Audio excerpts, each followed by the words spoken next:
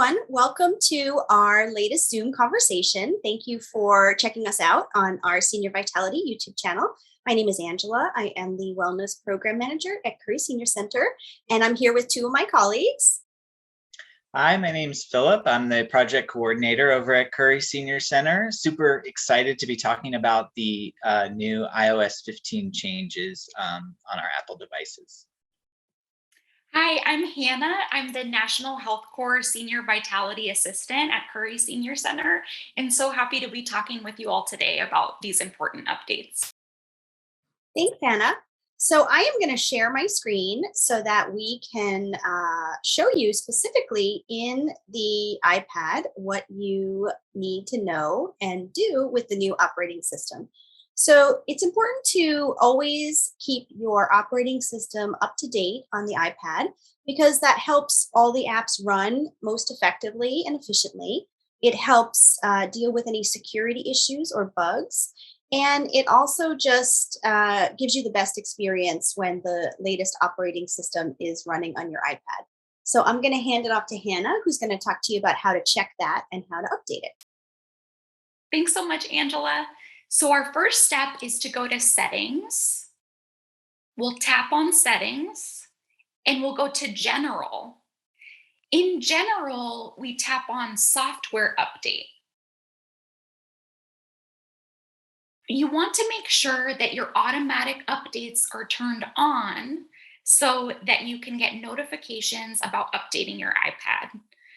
If an update is available, you want to make sure to do 3 things before you get started. The first one is to make sure that your iPad is plugged into a power source. You also want to make sure that you're on Wi-Fi, that you're connected to the internet. And lastly, you want to make sure that you have enough storage space in your iPad to do this software update. So iOS 15 takes about 5 gigabytes of storage. So you might want to check if you have enough storage to install this update. So go to iPad storage. This is in General in your Settings app. And you can see how much storage you have left on your iPad and some of the apps that might be taking up a lot of space. If you need to create space on your iPad, my suggestion would be to either delete apps you don't use very much or to offload them. So offloading an app just means that you can always put it back on your iPad and it will keep all of your storage, but it will just create some space on your iPad for apps you don't use very much. And if you need help getting more storage on your iPad, you can always talk to someone at Curry Senior Center. So once you have downloaded iOS 15, it'll take about 15 minutes to update. So you want to make sure that you don't have anything running and that you're not using your iPad at that time. So next, Phillip is going to take us through some big, broad changes to iOS 15 and go through them. Thanks, Hannah. Yeah, the first big change that you'll see, as you can see on Angela's screen right now, is the addition of widgets. Hannah's going to talk about that in more detail in a few moments, but as you can see, it's no longer tiny icons for every app. Some apps have a widget. They have a larger image that can give you more information about that individual app. Another thing you're going to notice with the new iOS 15 operating system is that when you open an individual app, it's going to have notifications and certain questions because you have the new operating system in place. The most common one is about tracking, whether that app has the permission to track what you're doing on that app in other apps as well. You have the right to say yes or no. Which is something that's really nice that's offered by this operating system. You also, it will be sometimes with certain apps as though you're opening it for the first time because of the new operating system. So it might ask you a question about notifications. Do you want to get a notification when there's an update to a news story? You can say yes, you can say no. That's totally up to you what your preference is for that app. What we're also going to talk about today is shared content, because there are some changes that you'll see with that. We're going to talk about adjustments that were made within the Safari app and a big change that was made in the Facetime app. As I mentioned, we're going to be looking at widgets. That was the first thing that we talked about, and Hannah is going to dig into that a little bit further. Thanks so much, Phillip. So you might ask yourself, what is a widget? A widget is just the simplest, most relevant information from an app. And as you can see on Angela's iPad, we have our weather widget, and we also have our Google search widget. So these are two apps that Angela probably uses often, and we can easily access information from them on our home screen by putting a widget on our home screen. So the way that you would do that is you would tap and hold an empty space on your home screen. This gets us to wiggle or jiggle mode. So as you can see, all of the apps are wiggling and jiggling, and there's a plus sign at the top left corner. So we're going to tap that plus sign, and that will bring us to our home screen widgets. And as you can see on the left, we have all of our apps. And each of these apps has a widget available. So if you use the clock app very regularly, you could tap the clock app, and you could then decide what kind of information that you want on the clock app widget. So Angela has this nice big clock face to tell her what time it is on her home screen. She can also move that widget around if she wants the clock widget on a different page of her iPad, a page of her home screen. If she wants it at the top or the bottom, you can customize by moving your widgets around. Let's say that you don't use a widget very much and you want to get rid of it. The best way to do that, again, we're in jiggle mode, which you just tap and hold an empty space to get to. You can press the minus sign to remove a clock widget, and then you just press remove, and the clock widget is gone. So next, Phillip will be talking a little bit about shared content. Take it away, Phillip. Thanks, Hannah. So yeah, as I mentioned, shared content has changed a little bit with the new operating system. A perfect example is news.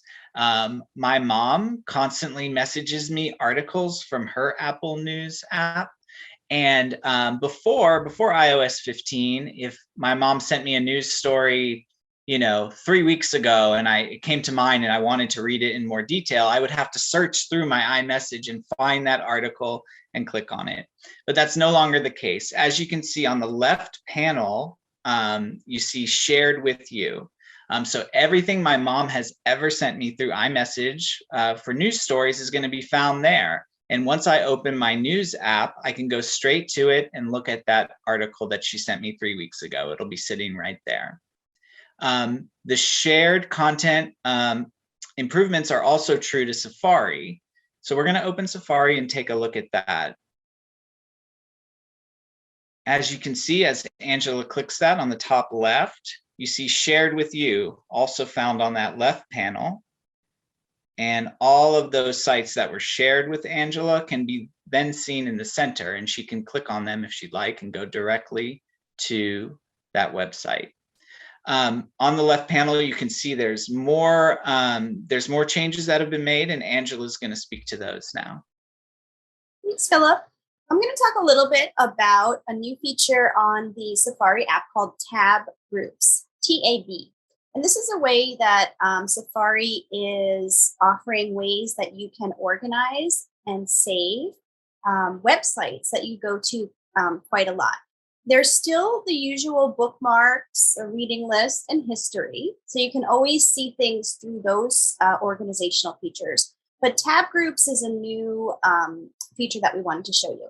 So I have created some tab groups or some folders. Here you'll see sports, exercise, city info, and food. So those tab groups or folders already have some websites in them. So I'm going to show you what that looks like, and then I'll show you how to add or delete web pages from those tab groups. So I'm going to choose food. And when I go into this, there are 3 tabs here: Smitten Kitchen, Golden Era, and then Golden Era's other homepage. I think one is a menu and one is a map. So this has 3 web pages in it, and I can see what those 3 web pages are by just clicking on each tab in the tab group, or I can use the square grid up here in the top right. And when I press that, it gives me 3 thumbnails of each of those web pages. If I've decided that I don't need the map for Golden Era, the one here in the middle, I can choose the X, the little gray X in the top right-hand corner. That will delete that web page. I don't need it anymore, and then I would hit done. So now I've only got 2 web pages in this tab group. If I wanted to add another tab group, because I go to a website often, I could hit the plus sign, and I want to add the Food Network because I like their recipes and I want to always have them available, and I don't want to have to search for them all the time in Google. So I am going to open it up, and now one of my 3 tab groups in my food tab group is Food Network. So that's how you would add another website to this tab group. If you needed to create a whole new tab group, the easiest way to do that is over here on the top margin. You'll see a plus sign in a rectangle. And when I hit that, I have the choice to create a new empty tab group. So let's say I'm really interested in cars. I could create a cars tab group. And now I have that there. There's nothing in it yet. It just doesn't have any websites, but I could search for a website and how about Motor Trend?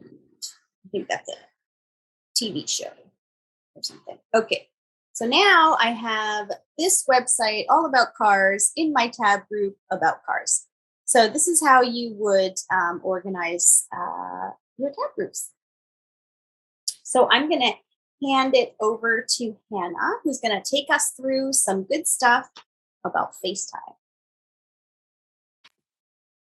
Thanks so much, Angela. So one of the best, in my opinion, updates in iOS 15 is the ability to FaceTime with people who don't use Apple products. So you can FaceTime with someone who has an Android or another non-Apple device using a links feature in FaceTime. So we are going to tap on the FaceTime app. It's green with the little white video camera. And to talk with a friend via FaceTime who maybe uses an Android or another non-Apple device, we would go to Create Link in the top left corner and tap Create Link. So this will allow you to share a link with your friend via messages, email, social media. We have a number of ways to share it. So Angela is going to model how to send a link via email.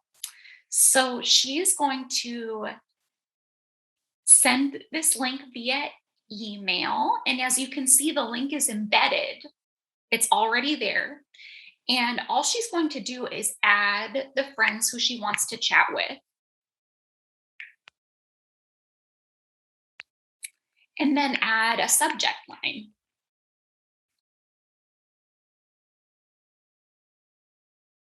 So once she sends this link out, she will be able to chat with her friends using that link, and she'll be able to tap her upcoming FaceTime link, and her friends will tap it in their email in order to join a FaceTime meeting. So this is a huge development in the world of Apple. We're broadening the people who can use FaceTime, which is a wonderful, simple video chat app. So we're all very happy about that. And next, Angela is going to take us through the Tips app. Thank you, Hannah. I'm excited to try FaceTime with non-Apple users so that we can kind of use that video feature in our iPad. So we wanted to just feature the Tips app just to remind folks of the great resources that are available right at your fingertips on your iPad. So the Tips app is a yellow square with a white light bulb. And when you open it up, you're going to see featured in the What's New collection, the big number 15. So if you tap on that, you're going to see some slides of information about the new features in iOS 15. And you can swipe from right to left, and you can see more specifics on how to do things. So we just took you through them in a video, but you can see little quick tips by watching this little slideshow. So flip through it and check out the widgets, things we talked about. And we didn't go into all of the great new features with iOS 15 because there's a lot out there to play around with. Once you're done looking at those, you would go to the word collections in the top left.